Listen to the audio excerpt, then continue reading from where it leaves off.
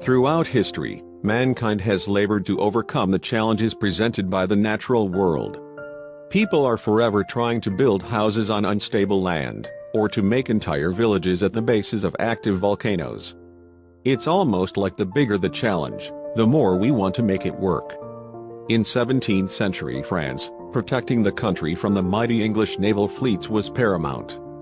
However, this was difficult to do when only the English Channel separated the two lands, which is a mere 20 miles wide at the shortest gap.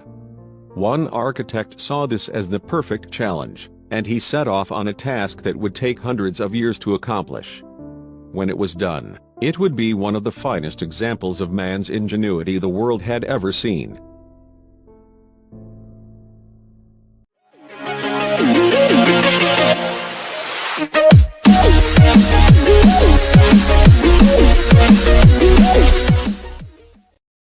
If you were to look at the ocean between the Isle d'Aix and the Isle d'Iléron in France, you might just spot something that appears to be a very small, floating castle. However, if you look a little bit closer, you'll see the truth.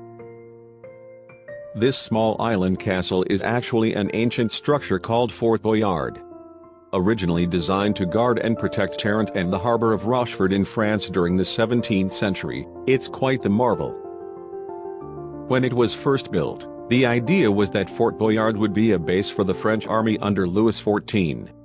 They started the project in 1662, but it wasn't long before the French figured out just how costly the construction of building something in middle of the ocean really was. Ultimately, they gave up on the project, but it didn't stay abandoned forever. The king's architect, known simply as Vauban, famously said that building Fort Boyard would be close to impossible. Your Majesty, it would be easier to seize the moon with your teeth than to attempt such an undertaking in such a place, he declared emphatically. However, the half-built fort still stayed on the minds of French military men as their battles with England continued. Finally, in 1801, Napoleon Bonaparte resumed the project, sure that Fort Boyard could be incredibly useful.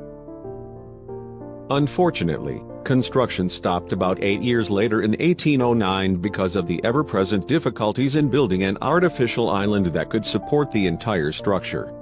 Work on the fort did not start again until Louis Philippe became King of France in 1830. The workers hired to build the fort lived in temporary housing on the Isle d'Iléron. Funny enough, these temporary houses turned into permanent structures and eventually became established as the village and port of Boyardville. Later, this village would become home to France's Naval Academy. After centuries of construction, Fort Boyard was finally completed in 1858. The finished walls made an intimidating oval measuring 330 feet by 160 feet. The ground floor of the fort was made up of sleeping quarters and food storage, while the upper levels were designed for storing guns and cannons. While the fort might have looked relatively small sitting out in the sea, it could actually comfortably accommodate up to 250 men. Nevertheless, when the conflicts between the French and English cooled, it looked like Fort Boyard was destined to decay. However, it gained a second life in the 1990s when the French reality TV show Les Adventures used the fort as its set. Given that it was a survivor-style show about completing challenges and physical endurance tests, this isolated historical fort was the perfect location.